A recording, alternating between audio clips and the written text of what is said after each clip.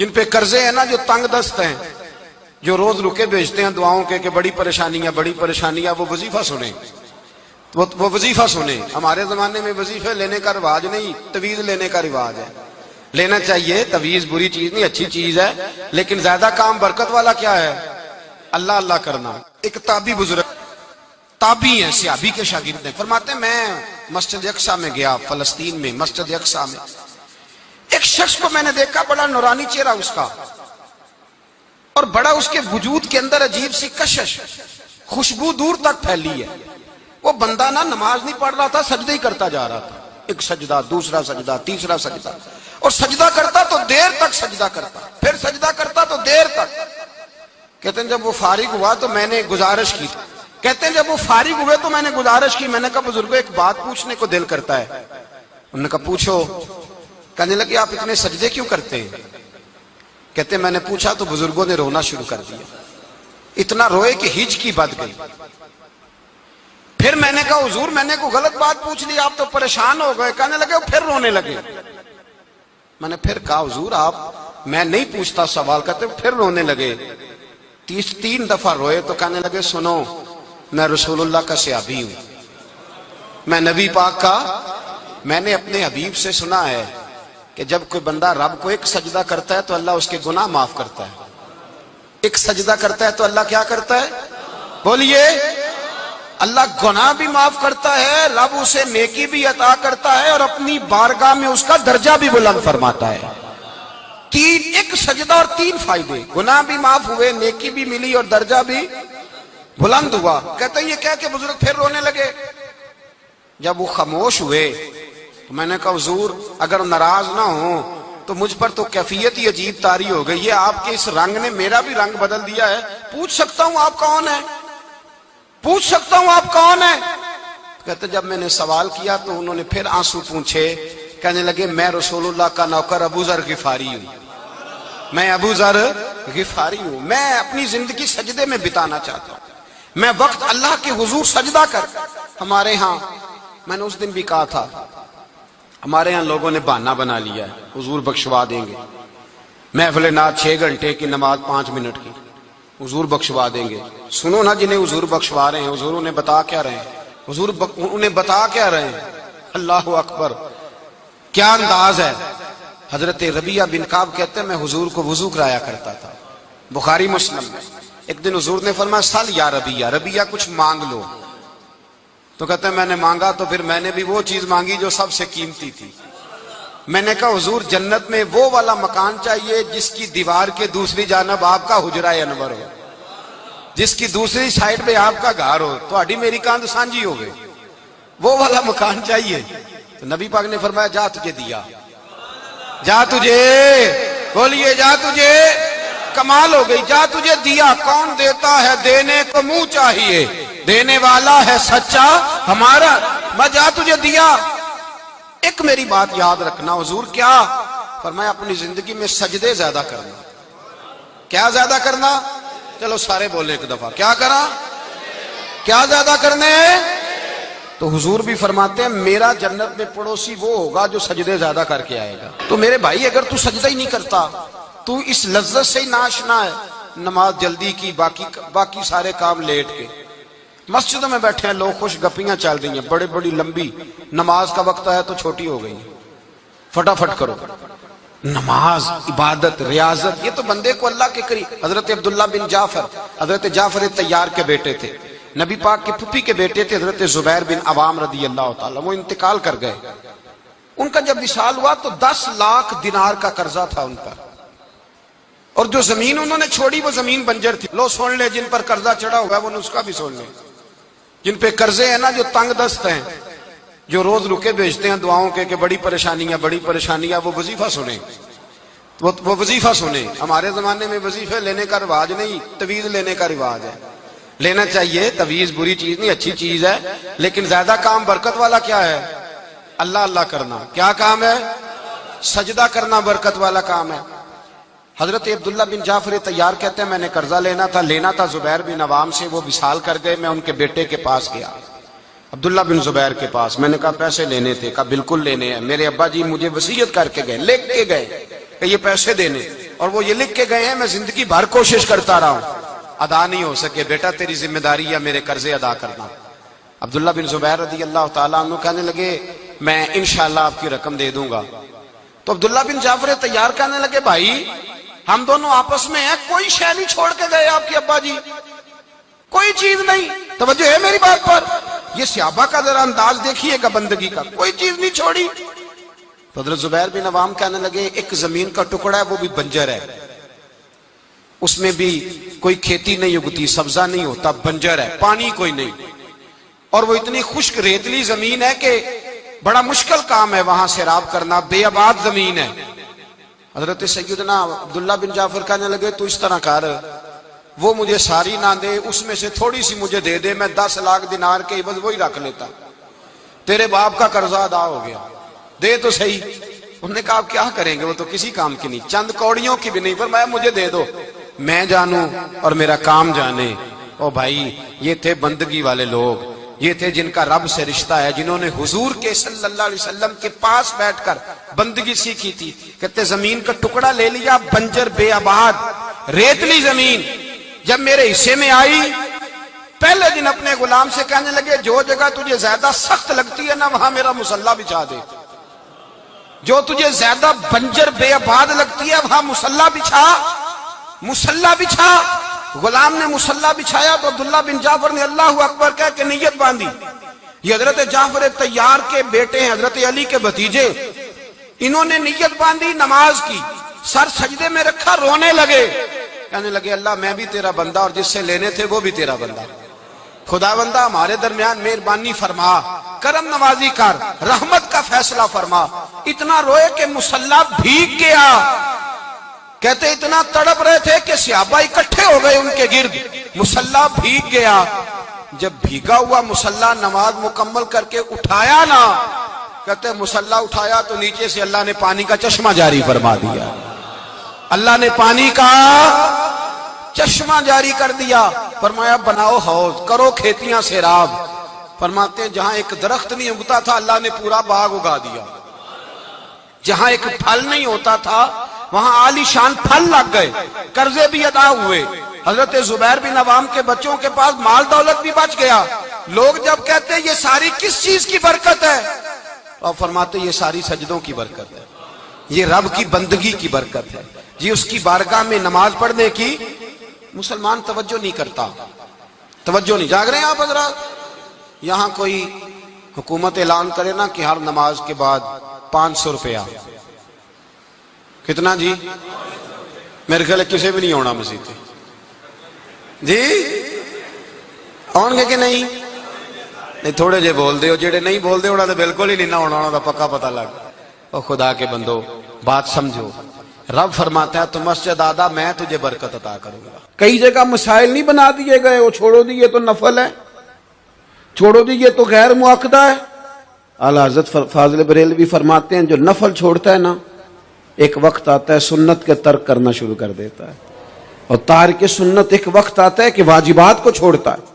چونکہ وہ سیلاب اچانک نہیں آیا کرتے, پہلے چھوٹا سا سوراخ ہوتا ہے, دریا کے کنارے چھوٹا سوراخ ہوتا ہے, بند نہ کیا جائے تو بڑا ہو جاتا ہے, پھر اور بڑا ہو جاتا ہے, پھر وہ سیلاب بن جاتا ہے.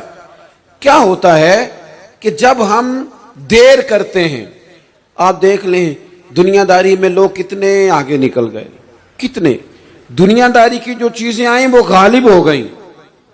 میں آپ سے پوچھا ہوں جتنے لوگوں کے پاس موبائل ہیں اتنے لوگ نمازی بھی ہیں. موبائل بعد میں آ کے غالب ہو گیا سب پہ, اور نماز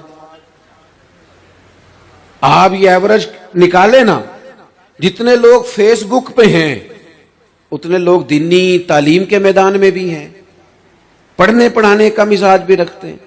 جتنی نصیحتیں کرنے میں آج لوگ نکلے ہوئے ہیں کیا اتنی خیر بھی دنیا میں بٹ رہی؟ جتنی جدید ٹیکنالوجی آ گئی سب ہم نے حاصل کر لی, بری بات نہیں, ٹھیک ہے, اچھی بات.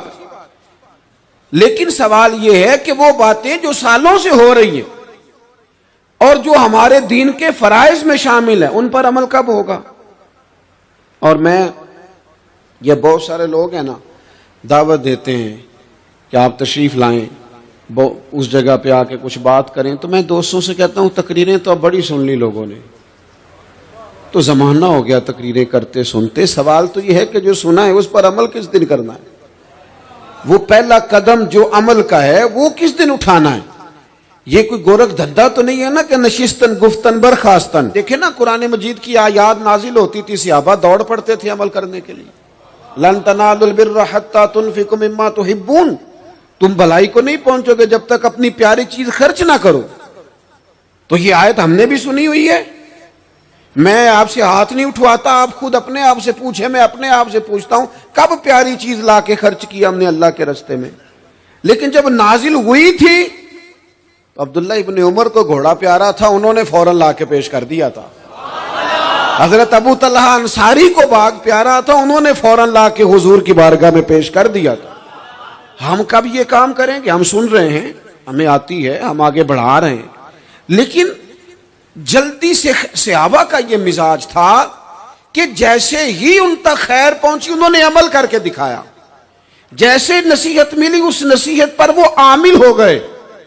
امام جعفر صادق رضی اللہ تعالیٰ عنہ سے ایک شخص نے پوچھا حضور میں دین کی خدمت کرنا چاہتا ہوں، تبلیغ کرنا چاہتا ہوں، کوئی طریقہ بتائیں.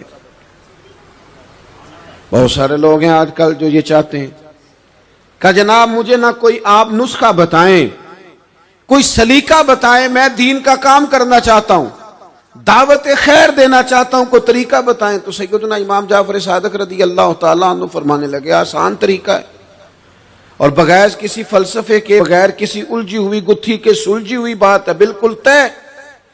تو دین کی تبلیغ کرنا چاہتا ہے؟ اس نے کہا.